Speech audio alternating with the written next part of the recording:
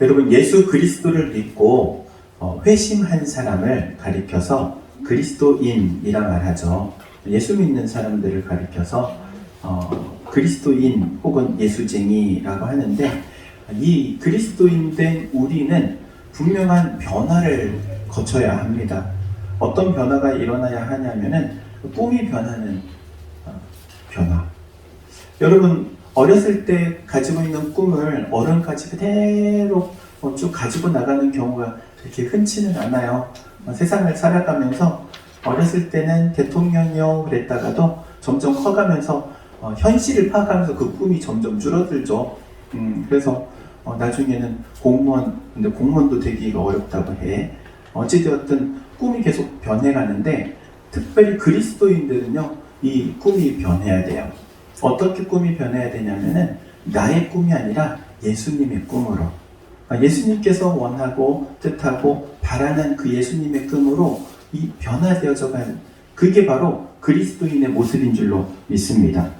그러면 예수님의 꿈은 과연 무엇이었을까요? 예수님의 꿈, 마가복음 1장 38절에 보면 이렇게 말씀하시죠. 예수님께서 우리가 다른 가까운 마을로 가자, 내가 전도하리니 이를 위하여 왔노라, 이렇게 말씀하십니다.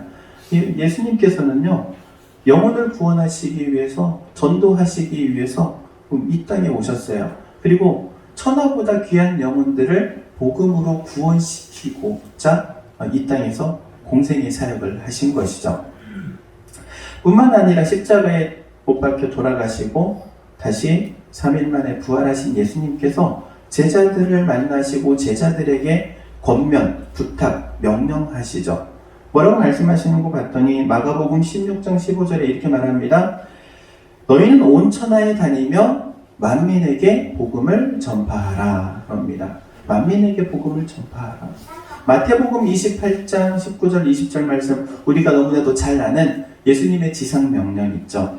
예수님께서 말씀하십니다. 그러므로 너희는 가서 모든 민족으로 제자를 삼아 아버지와 아들과 성령의 이름으로 세례를 주고 내가 너희에게 분부한 모든 것을 가르쳐 지키게 하라. 볼지어다 세상 끝날까지 내가 너희와 함께 하리라. 이렇게 말씀하십니다. 뿐만 아니라 누가복음에서는 이렇게 말씀하십니다. 그리스도가 고난을 받고 제3일에 죽은 자 가운데서 살아날 것과 또 그의 이름으로 죄 사함을 받게 하는 회개가 예루살렘에서부터 시작하여 모든 민족에게 전파되어야 할지니, 이렇게 말씀하십니다. 예수님의 꿈이 어떤 꿈이냐면 복음을 받아들여 영혼이 구원받는 것이 예수님의 꿈입니다. 예수님께서는 이 일의 제자들을 증인으로 세워주신 거예요. 증인으로. 예수님께서는 누구나 예수님의 이름을 힘입어 죄 용서함을 받고 하나님의 자녀가 되는 것을 원하십니다.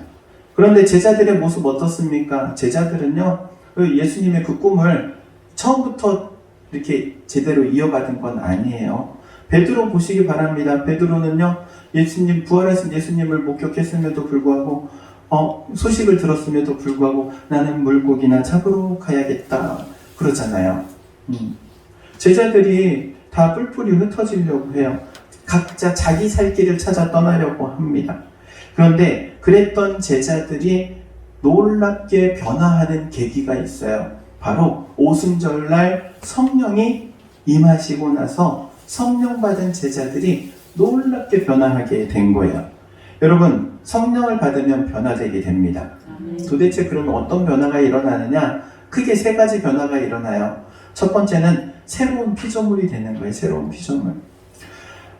서울의 한 성형외과 간판에 홍보 문구를 다 이렇게 적어놨는데 아주 성경적이더라고요. 뭐라고 적어놨냐면은 이전 것은 지나갔으니 보라 새 것이 되었도다. 성형외과에서 이전 것은 지나갔으니 비포 새로운 것이 되었도다. 애프터 그래가지고 사진까지 딱 걸어가지고 광고를 하더라고요. 그래서 저기 원장님이 혹시 교회 장로님이나 되실까? 집사님 되실까? 쉽게 사용하는 성경 구절은 아니잖아요. 아무튼 여러분, 새로운 피조물이 되는 거예요. 예수 믿는 우리도 또한 성형수술을 받는 거예요. 성형수술. 세 부분 성형수술을 받아요. 첫 번째, 눈. 쌍꺼풀 수술 받는 것처럼 눈을 새로운 수술을 받아서 새로운 것을 보는 눈이 열려요. 꼭 이렇게 말합니다. 영안이 열린다. 영적인 안목이 생긴다. 영적인 감각이라고도 말하는데 이 영안이 열려야 돼. 새로운 피조물이 된 우리 그리스도인들은 뭐가 열려야 된다? 영안이 열려야 된다. 영적인 눈 열려야 돼요. 이전에 보이지 않던 게 보이는 거예요. 뭐가 보여요? 하나님이 보이는 거예요.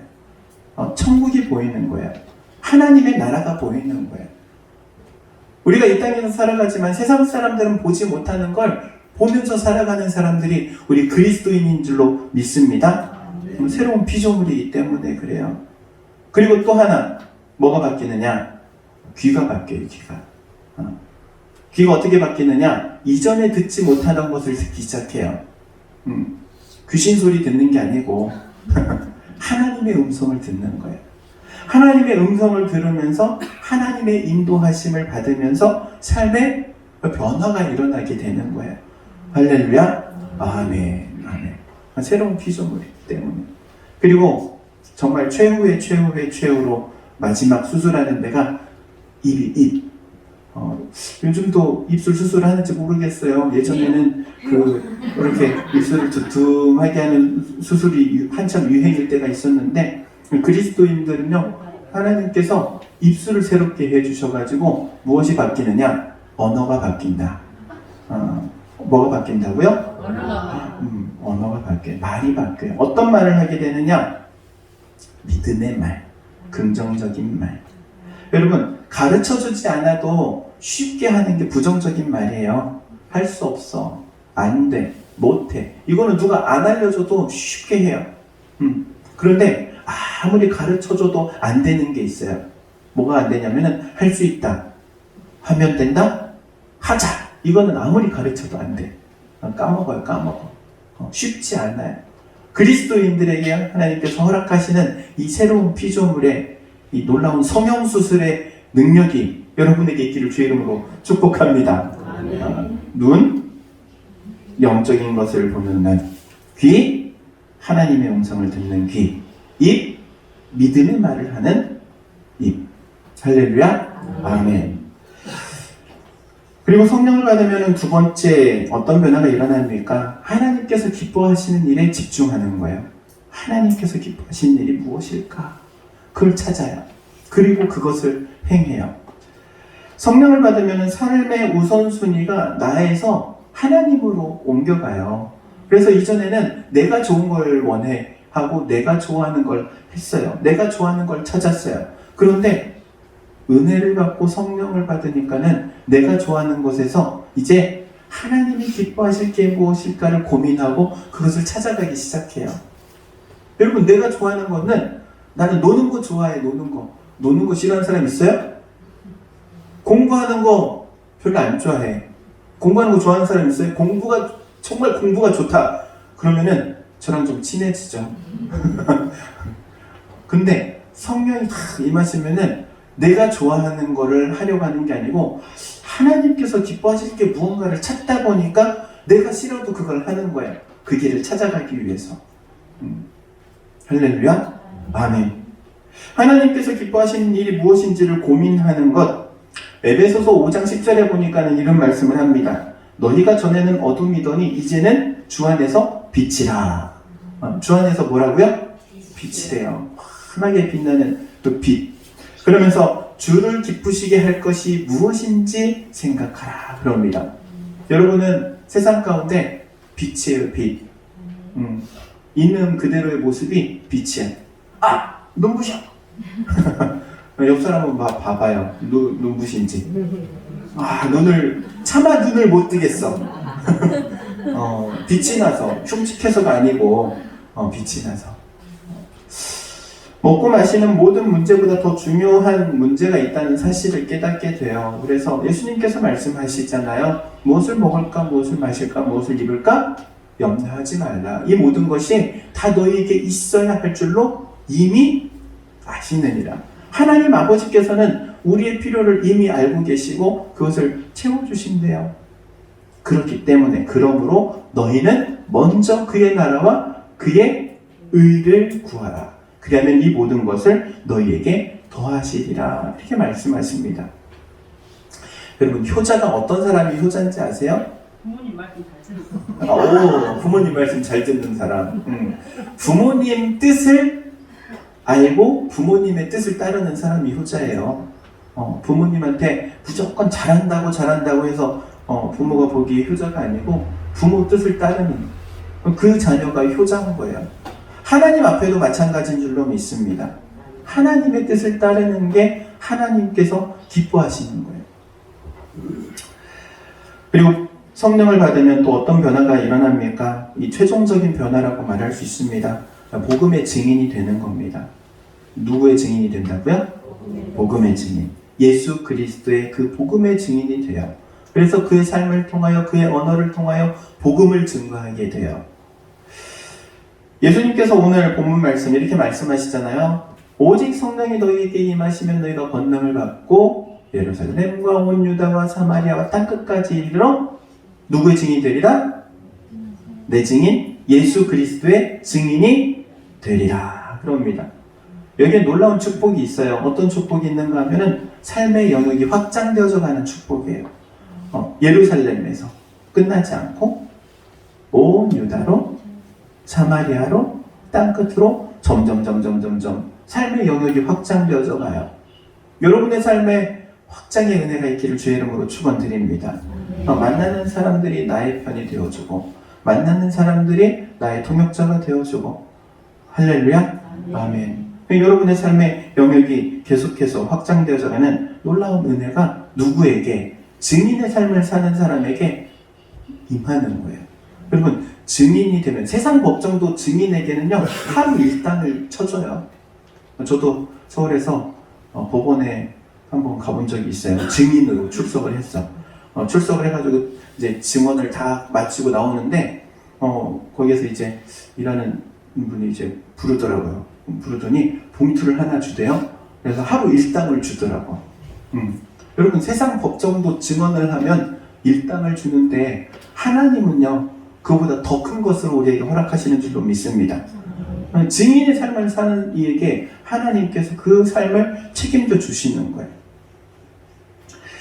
그런데 이처럼 성령 충만함으로 변화를 받으려면 쉽지 않아요. 그냥 어느 순간 도깨비 방망이로 뚝딱 하고 그냥 성령 충만하면 좋은데 그렇게 안 돼. 제가 막 능력이 있어가지고 에이 성령 받아라 뚝딱 막 성령 충만해지면 좋겠는데 그게 안 돼. 뭐 어떻게 해야 되느냐? 아주 자연스러운 성령 충만함으로 변화받는 방법이 있어요. 3가지예요. 아주 기본적인 거예요. 첫 번째, 말씀을 채우는 거예요. 뭐를 채운다고요? 말씀을 채워요. 말씀. 하나님의 말씀을 차근차근 읽어가요. 묵상해요. 연구해요. 공부해요. 내 안에 가득히 채워주면은 그 채워질 때 놀라운 역사가 일어나는데 마치 물이 변하여 포도주가 되는 것과 같은 역사가 일어나는 거예요. 말씀을 채우세요. 여러분의 항아리, 여러분의 마음이 항아리라고 생각하세요. 그 항아리를 말씀으로 채워간다고 생각하세요. 다 채워지면 놀라운 역사가 일어날 줄로 믿습니다. 그리고 2번째, 기도를 채우세요. 뭐를 채운다고요? 기도를 채워요. 기도를 해야 되는데 어떤 기도를 해야 되느냐? 저는 잘 모르겠어요. 그러면은 먼저 예수님께서 가르쳐 주시는 기도, 주기도문이 있어요. 주기도문을 묵묵히 묵상하면서 예수님께서 왜 이 기도를 가르쳐 주셨을까? 묵상하면서 기도해 보세요. 그러면은 여러분 그 기도의 깊이가 달라지게 될 줄로 믿습니다. 뿐만 아니라 마땅히 기도해야 할 바들이 생각나는 거예요. 이것도 기도해야겠네. 이것도 기도해야겠네. 우리 학생들 아직 먼 이야기 같지만 배우자를 놓고도 지금부터 기도하는 거예요. 지금부터. 그래야 좋은 사람 만나지. 죄송한데 제 자랑 하나 할게요. 저희 집사람이 중학생 때부터 초등학생 5학년 때부터 배우자를 놓고 기도를 했대. 근데 나 만났잖아. 저희 집사랑 자랑이라고 안 했어요? 제 자랑이라고 그랬지? 배우자를 놓고 기도해야 돼요. 뿐만 아니라 여러분의 삶을 놓고 기도하세요. 삶에 어떠한 변화가 일어날지 몰라요. 내 삶의 물과 같은 물이 변화의 포도주가 되는 그러한 놀라운 역사가 기도의 잔이 채워지면 일어나게 될 줄로 믿습니다. 말씀과 기도를 채우면은 그런데 채우는 것만 있는 건 아니에요. 비워야 할 것도 있어요.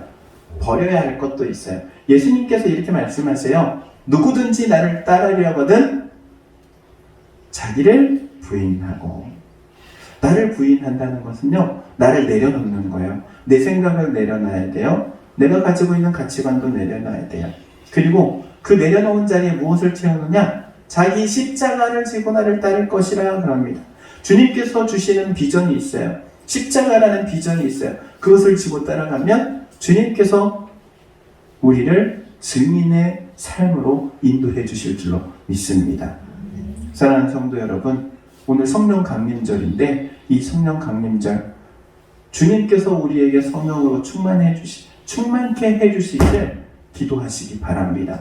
그리고 성령의 충만함을 사모하시고 또한 세상 가운데 빛과 소금으로서의 삶을 살아가기를 주의 이름으로 축원드립니다. 기도하도록 하겠습니다. 사랑과 은혜가 충만하신 하나님, 은혜에 감사를 드립니다.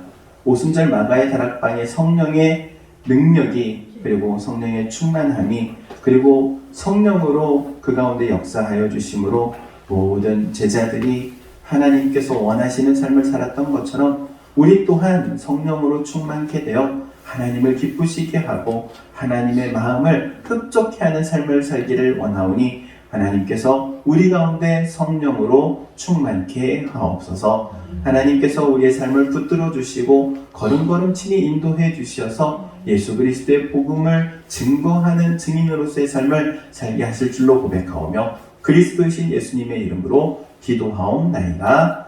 아멘.